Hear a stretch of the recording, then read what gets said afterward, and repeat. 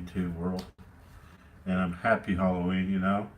I know Halloween is for fun, where a middle-aged man like me has a little fun protecting their kids. I know it's for little kids going knock on door to door. And say trick or treat, get lots of candy and everything. Go to haunted houses, pay bobbing for apples, all that good stuff. So I wish everybody a happy Halloween. I hope your Halloween is fun. Now I want to talk about a little bit about Kanye West. Now I guess Kanye West tweeted out that he's going to take a break from politics. And I guess he's having a falling out with Candace Owens over the Brexit shirts and merchandise stuff like that. And I would say, I don't know if Kanye West is going to totally abandon Trump, even though he reached out to Trump, met Trump at the White House, he hugged him, said he loved him, everything else. I know he got a lot of serious backlash, over that. And I was kind of wondering, just the pressure from the media, his peers, and the industry, the entertainment industry took a toll on him, the pressure on him. Maybe that's the reason he decided to take a break. Who knows? I can't tell you what's going on in Kanye West's head. But I'm pretty sure there's a reason what he's doing, what he's doing.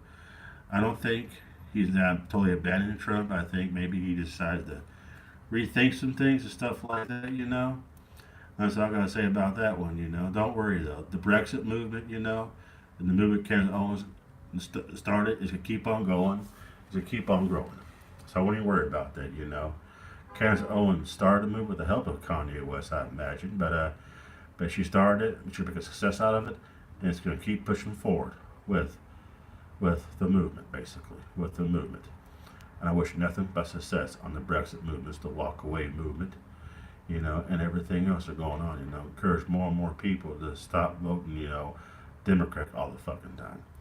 I'm not saying there's nothing wrong voting Democrat, but you don't have to vote Democrat every fucking election. Like me, yes, I have a lot of conservative values. I have a lot of Republican values.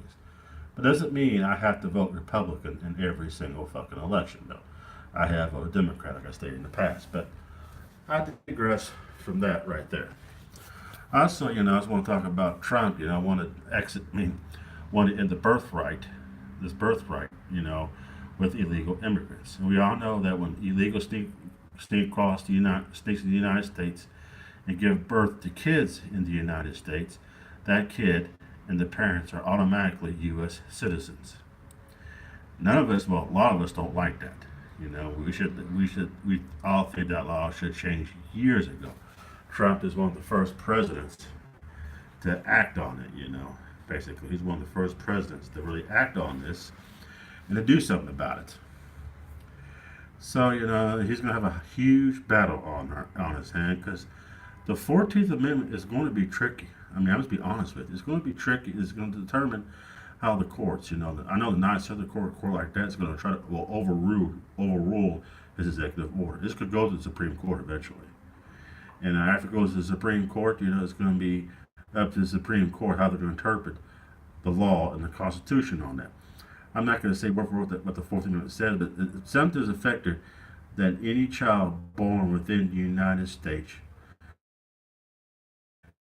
in the United is automatically granted citizenship in the jurisdiction of the state, basically.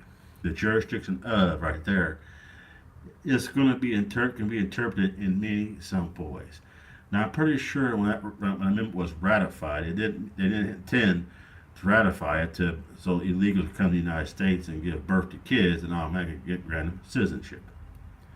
So basically, it's how the Supreme Court is going to go there, how they're going to interpret that amendment, and that apply to illegals having kids in the United States to grant citizenship, basically.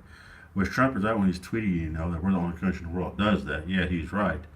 But we're the only country in the world. We have a constitution. We have an amendment in our constitution, It's going to be a little tricky. And if the Supreme Court says that the 14th Amendment stands where it stands, that legal aliens can have kids that are automatic granted citizenship with that amendment, then basically that amendment is going to have to be overturned. Now, basically what that amendment is about really is the Civil War, the Civil War Reconstruction era, where it's talking about, the freemen, the free slaves, basically give them citizenship, basically. That's the whole purpose of that amendment.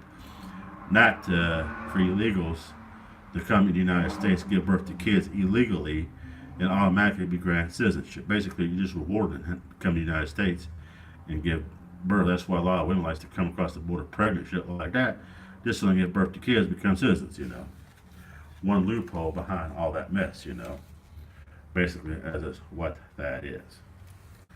But on the broader note, well, no, broader note on this. This is prepared for hope. Well, Trump is prepared for the battle. He's prepared to go to war over this, and we'll see how it plays out in the end. Basically, in the end. Oh well, I thought I'd share it with the YouTube world, and I do appreciate you watching. Happy Halloween. I hope you have a fun, joyous time this time of year. And just remember, on the bright side, Thanksgiving and Christmas is right up around the corner. So I hope you don't max out your credit cards, get stopped on trample to death on Black Friday. Oh well, God bless you. Have a good day, and bye bye.